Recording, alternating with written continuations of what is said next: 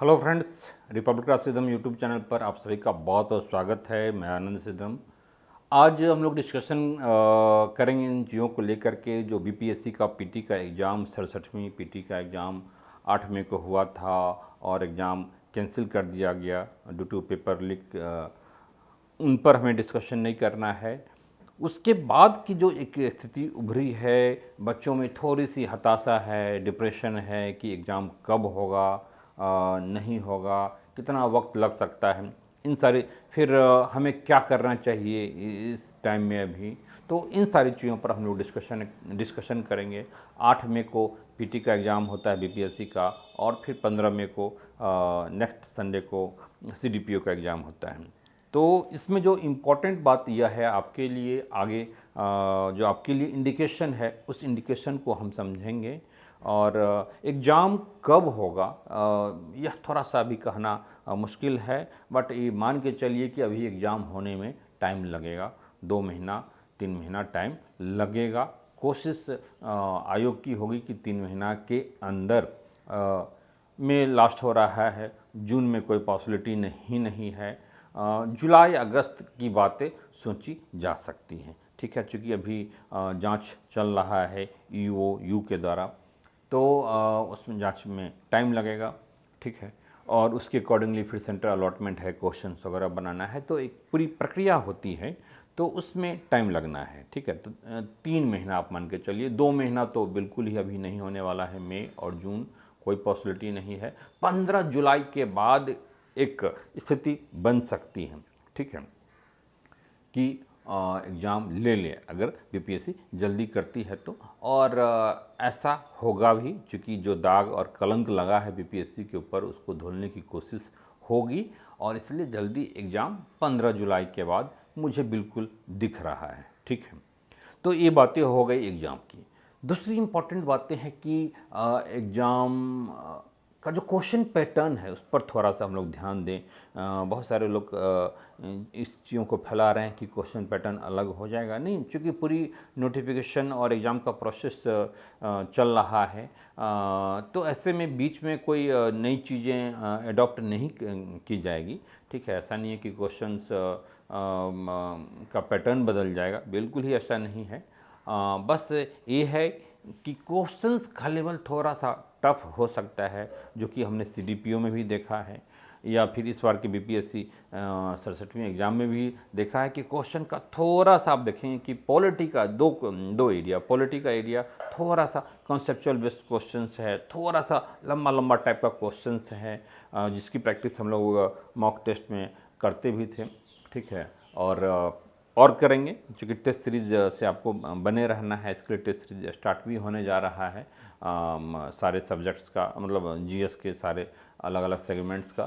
तो पॉलिटी को अच्छे ढंग से करने की रिक्वायरमेंट बढ़ गई है, क्योंकि पॉलिटी को हम लोग इग्नोर कर देते हैं। जबकि मेरा मानना रहा है हमेशा से, मतलब जब हम लोग तैयारी करते थे तब से ही, कि पॉलिटिक्स ऐसा फील्ड है कि जहाँ से क्वेश्चंस तो गलत होना ही नहीं चाहिए। ये ब्लंडर माना जाएगा। ये इसमें कोई एक्सक्यूज नहीं है कि पॉलिटी का क्वेश्चन आप गलत करके आ जाएं। पॉलिटी में एक्चुअली ऐसा है कि पॉलिटी में चूँकि एक सर्टेन एरिया है, आर्टिकल्स है, कॉन्स्टिट्यूशंस है, प्रोविजंस ऑफ पार्लियामेंट है, हाँ, तो क्वेश्चंस गलत होने की कुछ व्यवहारिक चीज़ें भी होती है, कुछ जो जो करंट में जो घटना घट रही होती है, जैसे बिहार प्रश्न पूछ देता है कि किस पार्टी को कितना सीट मिला है, विपक्ष का नेता कौन है ना, किस पार्टी को अभी कितना सीट है। तो इस टाइप की चुनाव में मतलब किसने कौन फर्स्ट पोजीशन पर, सेकंड पोजीशन पर, तो इस टाइप की जो पॉलिटिकल करंट से रिलेटेड चीज़ें हैं वह पूछा जा रहा है, तो इसको भी ध्यान रखना है। तो कुल मिलाकर के एरिया बिल्कुल ही स्पष्ट है पॉलिटी में, तो इसलिए यहाँ से क्वेश्चंस गलत नहीं होना चाहिए। गलत क्यों हो जा रहा है आपसे? तो इसलिए हो जा रहा है कि आपने पॉलिटी को अच्छे ढंग से नहीं पढ़ा है। आपको लग रहा है कि ये तो बहुत ही हल्का है, या ये तो बिल्कुल ही घलुए में हो जाएगा, मुफ्त में हो जाएगा, लेकिन नहीं। अगर यहाँ से 15 क्वेश्चन पूछा जाता है तो 15 में 14 आंसर आपका सही होना चाहिए, एटलीस्ट कम से कम 13, ठीक है। क्योंकि यहाँ क्वेश्चन आप गलत करेंगे तो फिर इसका खामियाजा आपको ओवरऑल ऊपर भुगतना पड़ सकता है। हिस्ट्री में आप गलतियां करेंगे ही, साइंस में आपसे गलतियां होंगी ही होंगी, जो data facts and figure economics का होता है वहाँ पर गलतियाँ आपसे होगी ही होगी, ठीक है। तो ऐसे में कोई तो है कि ऐसा एरिया हो जहाँ पर एक एक क्वेश्चंस को आप अधिक करके आप जो लास्ट में आपका जो घट रहा होता है कि अरे 2 मार्क्स से 3 मार्क्स से 4 मार्क्स से कम पड़ गया और नहीं हुआ, तो वह सिचुएशन को क्रिएट ना हो, इसके लिए पॉलिटी में आपकी अच्छी तैयारी होनी चाहिए। इसके लिए आप एनसीईआरटी बेस्ड बुक्स है उसको भी आप अच्छे ढंग से देखेंगे, ठीक है। और इस पर बहुत सारा चीज़ आप लोगों के लिए काम किया भी जा रहा है, ठीक। तो ये हो गई पॉलिटिक की बातें।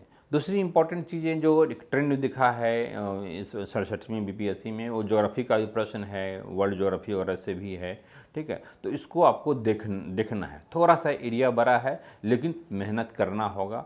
यहाँ से भी जो बिहार वेस्ट ज्योग्राफी है वहाँ से क्वेश्चन गलत नहीं होना चाहिए। वर्ल्ड ज्योग्राफी से चलिए ठीक है, थोड़ा बहुत क्वेश्चन गलत हो सकता है। जो इकोनॉमिकल ज्योग्राफी है, जो ह्यूमन ज्योग्राफी है, वहाँ से भी क्वेश्चन गलत ना हो, ठीक है। यहाँ भी आप एनसीईआरटी बुक्स को आप पढ़िए, वहाँ पर वर्ल्ड ज्योग्राफी अच्छे ढंग से कवर किया हुआ, कॉन्टिनेंटल ज्योग्राफी अच्छे ढंग से कवर किया हुआ है। जो समान ज्ञान गीता बुक्स है जिसमें कंपाइल करके एनसीईआरटी की सारी चीज़ों को डाल दिया गया है 600 पेज में, ये बिल्कुल ही पेनेसिया ऑफ ऑल डिजीज आपके लिए हो सकता है। तो उस बुक को आप ज़रूर पढ़ेंगे, ज़रूर पढ़ेंगे, काफ़ी फ़ायदेमंद होगा, ठीक है। बहुत सारे सेलेक्टेड लोगों ने इसको आधार बनाया है, और चूँकि उसमें एक साथ अलग अलग आप 15-20 बुक्स आप एनसीईआरटी का पढ़ते हैं, थोड़ा सा मुश्किल हो जाता है पढ़ना भी, उसको रिटेन करना भी, मेमोराइज करना भी, रिवीजन भी। तो इस सारी समस्याओं का समाधान उस 600 पेज में आपको हो गया है, जहाँ पर ओल्ड एनसीईआरटी न्यू है, सबको मिला करके एक बहुत अच्छा उसको कंपाइल किया गया है। तो उसको ज़रूर आप कर लेंगे, ठीक है। तो इससे क्या हो जाएगा कि जो एनसीईआरटी बेस्ड क्वेश्चंस आ रहा है, जैसे आप देखेंगे सीडीपीओ का एग्जाम, तो सीडीपीओ का एग्जाम 15 मई को हुआ है। इसमें आप देखेंगे कि हिस्ट्री का काफ़ी कंसेप्चुअल क्वेश्चन, थोड़ा सा लंबा टाइप का क्वेश्चन, जिस टाइप का यूपीएससी प्रश्न पूछती है। इसमें इतिहासकार से संबंधित चीज़ें, जो स्टेटमेंट से संबंधित चीज़ें हैं, वो सब प्रश्न पूछ दिया गया है। ए स्मिथ ने क्या कहा था फलाने इतिहासकार का, या फलाने किसका मंतव्य है, वक्तव्य है, इस टाइप की चीज़ों को पूछा गया है। मतलब कहने का मतलब है कि थोड़ी सी डेप्थनेस की रिक्वायरमेंट यहाँ पर है। मतलब इसके लिए ओल्ड एनसीईआरटी ज़्यादा इफ़ेक्टिव है हिस्ट्री का, तो इसको ज़रूर पढ़ेंगे। ये भी आपके समान ज्ञान गीता बुक्स में बहुत ही अच्छे ढंग से, जो समान ज्ञान गीता एनसीईआरटी का क्रक्स है, तो बहुत अच्छे ढंग से कवर किया गया है। सारे ओल्ड एनसीईआरटी को एक साथ रखा गया है, ठीक है। तो हिस्ट्री को भी आपको अच्छे ढंग से देखना है। एक साइंस का पोर्शन होता है, साइंस से 67वीं बीपीएससी में आप देखेंगे कि वहाँ पर थोड़ा सा अप्लाइड साइंस ज़्यादा था, और रिपीटेड क्वेश्चंस भी था, ठीक है। बहुत ज़्यादा ऐसा नहीं, बहुत टफ नहीं था, लेकिन क्वेश्चन ठीक था। उसके कंपेरिजन में सीडीपीओ के एग्ज़ाम में साइंस का क्वेश्चन टफ था। तो साइंस को भी आपको हल्के में नहीं लेना है। एटलीस्ट कम से कम बायोलॉजी वाला जो पार्ट है, पिट्यूटरी ग्लैंड कहाँ मिलता है, शरीर के किस पार्ट में होता है, तो इस टाइप की चीज़ों को तो बिल्कुल ही रेफ्रिजरेटर है उसको खोल देंगे तो क्या होगा, रूम का टेम्परेचर बढ़ जाएगा, घट जाएगा, कांस्टेंट रहेगा। ग्लास में पानी है, उसमें बर्फ़ तैर रहा है, जब बर्फ़ पिघल जाएगा तो क्या होगा, वाटर लेवल बढ़ेगा। तो इस टाइप की चीज़ों को, जो व्यवहारिक बातें हैं, हम लोग को जानना चाहिए। और सारी चीज़ें रिपीटेड क्वेश्चंस भी है, तो इसको भी आपको देखना है। कुल मिलाकर के है कि आपको एक मौका मिला है, जो 67वीं बीपीएससी है, चूँकि इसमें एसडीएम का पोस्ट और जो भी पोस्ट हैं काफ़ी इम्पोर्टेंट पोस्ट है, काफ़ी मतलब जिसको क्रीम पोस्ट कहते हैं वो सब है। सीट भी 800 से ऊपर चला गया है। तो ऐसे में आपके लिए बहुत ही गोल्डन अपॉर्चुनिटी है। जिनको मान लीजिए जिनकी बहुत अच्छी तैयारी नहीं थी या अच्छा परफॉर्मेंस नहीं रहा है, एक संजीवनी मिल गया है आपको। पेपर लीक हुआ, वो अपनी जगह पर है, बहुत ही दुर्भाग्यपूर्ण रहा, लेकिन आपको काफ़ी परेशानी हुई, लेकिन आपको जो संजीवनी मिला है उन लोगों के लिए जिनको 100 मार्क्स नहीं आ पा रहा था, आपने स्कोर नहीं किया, तो अब एनी हाउ जो 2 महीना 2.5 महीने का टाइम है, इसमें आपको एनी हाउ अपने लेवल को 100 मार्क्स तक लाना है। न भूतो न भविष्यति। आप फिर 68 में क्या आएगा, क्या पोस्ट होगा, वो बिल्कुल भूल जाइए, उसके बारे में नहीं सोचना है। जो लोग एग्ज़ाम दे रहे हैं तो 67वीं में आपको निकालना है, और सबसे पहला हार्डल्स पीटी है, ठीक है। तो पीटी में प्रैक्टिस खूब कीजिए। अपने यहाँ टेस्ट सीरीज भी ऑनलाइन स्टार्ट हो रहा है, तो इसमें आप लोग जुड़ जाएंगे, ऑफलाइन भी। तो जो लोग पटना बोरिंग रोड में हैं, क्योंकि अभी सेंटर पटना बोरिंग रोड में आ चुका है दिल्ली से यहाँ, तो यहाँ जुड़ सकते हैं ऑफलाइन में भी, और ऑनलाइन तो पूरे कंट्री के लिए होगा। तो थोड़ा सा आप मेहनत करेंगे। करंट वगैरह है कि करंट वगैरह में भी आपने देखा कि थोड़ा सा डेटा पीछे का, तो मैं पहले भी कहता रहा हूँ, और अपने रिपब्लिका ऐप पर आप देखे हुए हैं कि सारे पीछे का भी डेटा वगैरह डाला हुआ, मतलब पिछले बजट का, पिछले इकोनॉमिक सर्वे का। तो इस ढंग से आपको अब 1 साल एग्ज़ाम से पहले की 1 साल की तैयारी करेंगे तो नहीं होगा।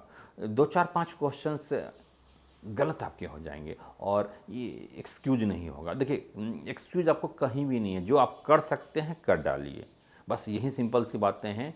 वहाँ गलतियाँ अगर आप करेंगे तो फिर मुश्किल है, मतलब पीटी ही नहीं होगा। तो पीटी को सिक्योर्ड करना अब आपकी और नैतिक जिम्मेदारी हो गई है, ठीक है। एग्ज़ाम कैंसिल हो गया है, ऐसे में आपको टाइम मिल गया है, और टाइम मिल जाने के बाद घबराना बिल्कुल ही नहीं। देखिए, एग्ज़ाम कैंसिल हुआ है, एग्ज़ाम तो फिर होगा ही, मेंस भी होगा, इंटरव्यू भी होगा। जैसे अभी 66वीं का इंटरव्यू चल रहा है, तो उस 67वीं का भी इंटरव्यू होगा, बिल्कुल पक्की बात है। टाइम जो लगे, 6 महीना साल भर का प्रोसेस लगेगा फाइनल तक होने में। थोड़ा सा टाइम आगे बढ़ गया है, बस मेहनत आपको ज़्यादा करना पड़ेगा, और कुछ नहीं है। और अच्छी बातें हैं आपके पॉइंट ऑफ व्यू से, और रिपब्लिका आप सबके साथ है। पीटी मेंस इंटरव्यू हर एक लेवल पर, ठीक है। जो लोग इंटरव्यू दे रहे हैं वो भी जुड़िए, मेंस की तैयारी भी स्टार्ट हो रही है, और पीटी का प्रैक्टिस वगैरह, टेस्ट सीरीज वगैरह फिर से स्टार्ट हो रहा है, उससे आप जुड़िए। किसी भी ढंग की कोई प्रॉब्लम होगा तो आप व्हाट्सएप पर कॉन्टैक्ट कीजिए, जुड़िए, रिपब्लिका ऐप से जुड़िए, ठीक है। और आई होप कि इन सारी चीज़ों से आप लोग सीख लेंगे, और अपने रिजल्ट, जो बार बार कहता हूँ, एक सीट अपने लिए आप ज़रूर सिक्योर करें। और इस मुहिम में आपके साथ मैं हूँ, रिपब्लिका आपकी है, ठीक है। All the best, take care.